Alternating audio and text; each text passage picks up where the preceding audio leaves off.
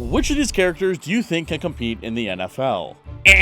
You're wrong. They all can. Nothing is stopping these guys from competing in the highest level of football on the planet. It's just that they'd suck. But not Wario. I mean, just look at his form. The raw strength, the charm. Woo!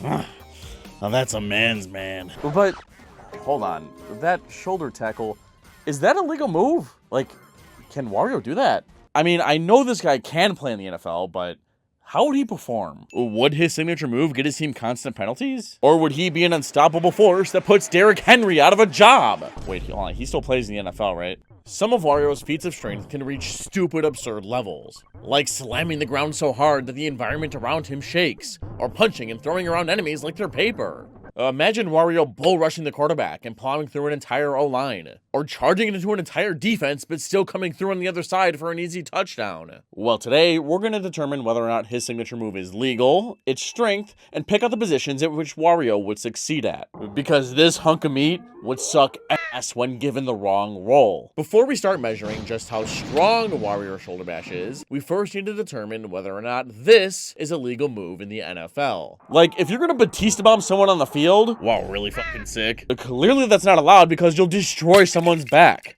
And now with a name like Shoulder Bash, you might think that this move would be closely related to a tackle in football. Well, yes, but kinda no. In American football, there's a wide variety of moves depending on whether you're carrying the ball or blocking. Ball carriers can use techniques like spin moves or hurdles, which I spam in Madden because I think it's pretty funny, to evade defenders. And on the other side, blocking involves positioning and engaging defenders to protect themselves, like giving a quarterback time to throw or clearing a lane for a running back. There are also more aggressive techniques like cut blocks, where a player goes low at a defender's legs, though those are heavily regulated and situational. But Wario Shoulder Bash qualifies as two specific moves. 1. A shoulder tackle. 2. A shoulder block. The first happens when you hit a ball carrier, the second when you hit a non-ball carrier. A shoulder tackle ends the play if the ball carrier goes down, while a shoulder block just prevents someone from going somewhere. The only difference between the two is intent, which matters a lot in the NFL. Make sense? Perfect. Now what's even more important than intent is consent. And I'm gonna let your parents tell you about that one.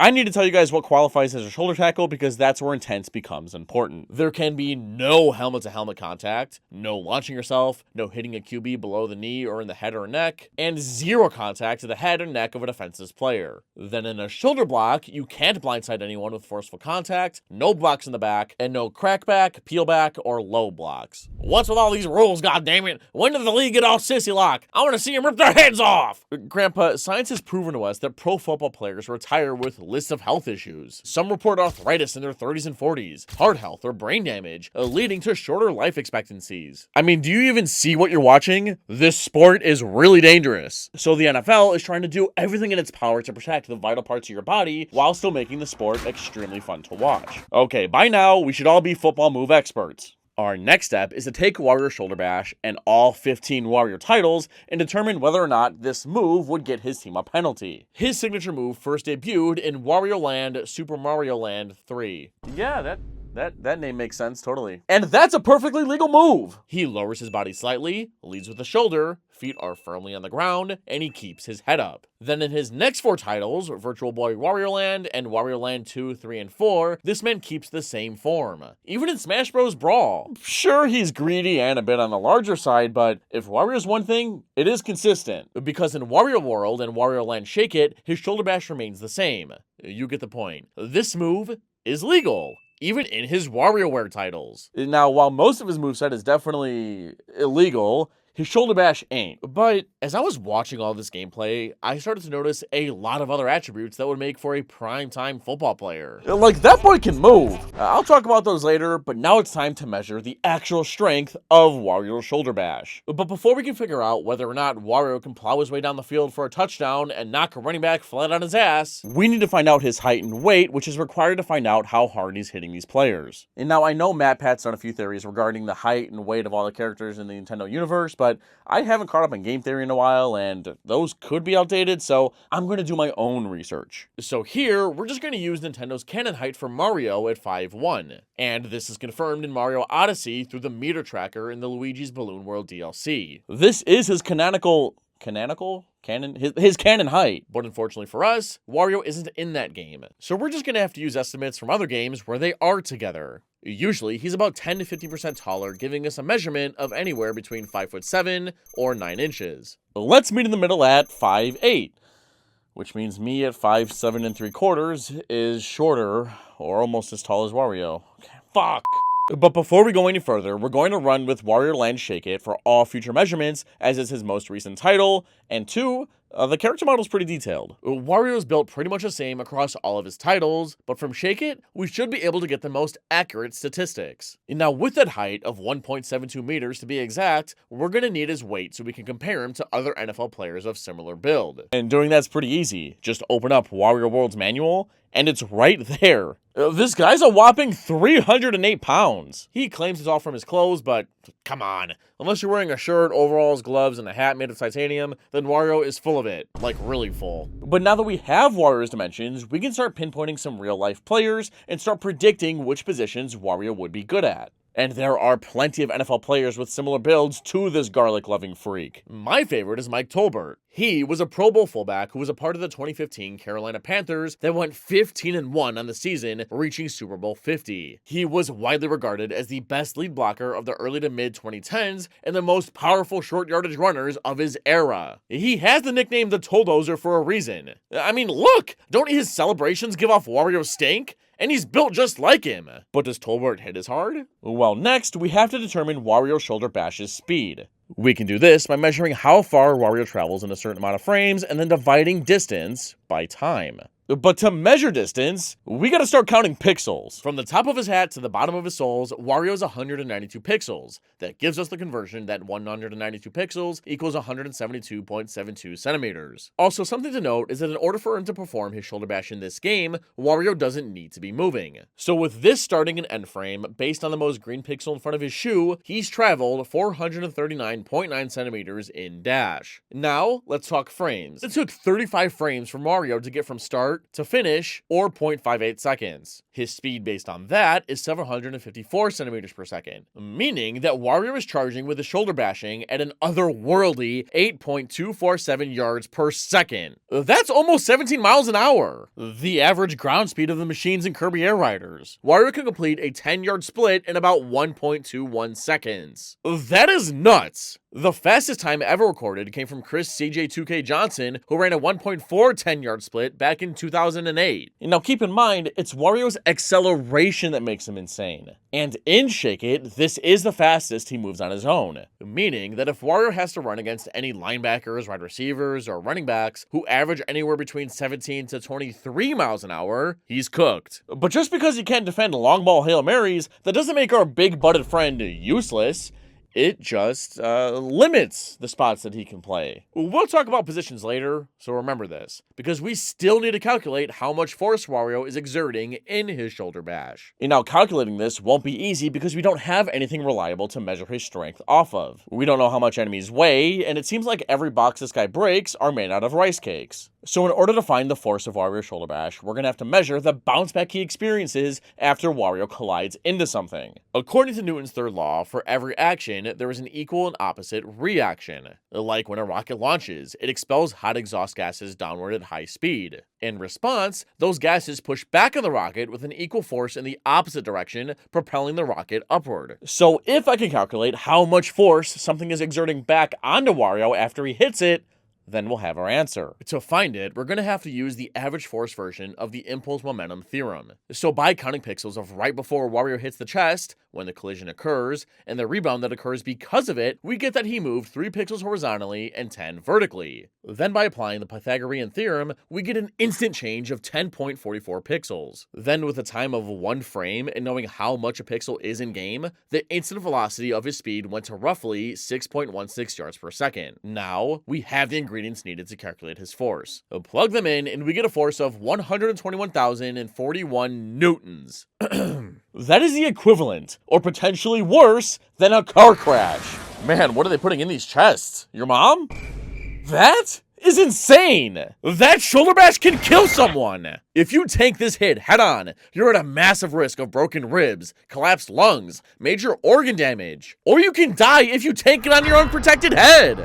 Studies and analysis of football collisions put typical big hits in a 4,000 to 8,000 Newton ballpark. This physics teaching site lists the average NFL tackle around 7,100 Newtons, and the famous Ray Lewis Sports Science segment had him hitting a door with over 1,000 pounds of force. Keep in mind, these hits are already really dangerous. Clocking in at around 7,000 Newtons, these tackles are like grizzly bear swats or horse kicks at 9,000 Newtons. There's a reason why studies show that former NFL players have a much higher risk of health complications later in life than the average Joe. They experience an increased rate of certain conditions like neurodegenerative diseases and cardiac issues later in life because they're taking hits like this on a daily basis. Now, you have this yellow behemoth charging at you? His 120,000 Newton shoulder bash is the equivalent to 30 NFL kickers all blasting your ribs at once. 3 to 4 bulls charging you simultaneously. Or 4 to 5 people falling from a 2 to 3 story building directly on your head. Wario wouldn't just play in the NFL, he would dominate and be one of the best players of all time.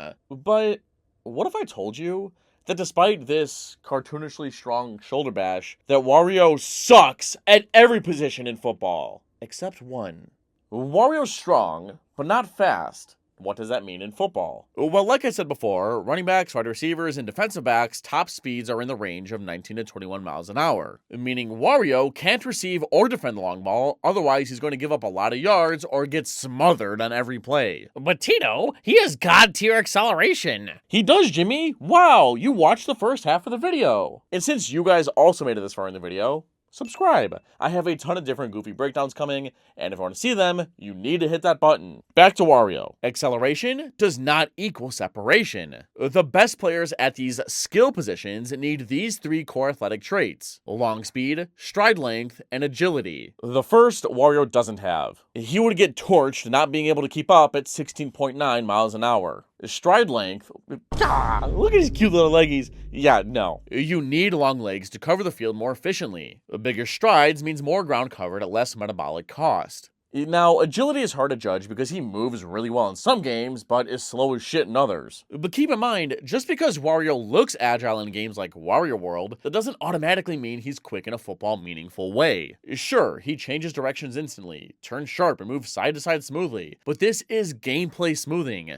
not biomechanics. I mean, who would want to play a platformer where you're a big fat slow guy? The game would feel sluggish, and it would perform horribly. His body type and shape suggest that he should move like a refrigerator. And because he's usually classified as a heavy in almost every game he's in, I'm giving him the deficit of the doubt. Alright, so that eliminates most of the major positions. But what about a quarterback? I mean, this dude's got some serious power and can throw some meaty balls. But I don't know. In order to be a good QB, you need to be precise and decisive. Well, Wario just hurls like an ape. Plus, he's short, so he can't see over people. His arms don't reach across his body. Not agile. Yeah, not good at this position either. But there's one last group of spots that Wario would ruin. The trenches. He's built for the front 7 power positions. I'm talking anywhere on the offensive or defensive lines. Unfortunately for us, watching these positions can get pretty boring, as usually it's just a bunch of meatheads ramming at each other trying to protect or attack the football. But slot in Wario at any of these spots, and he single-shoulderly carries the game. You know, like single-handed, like shoulder.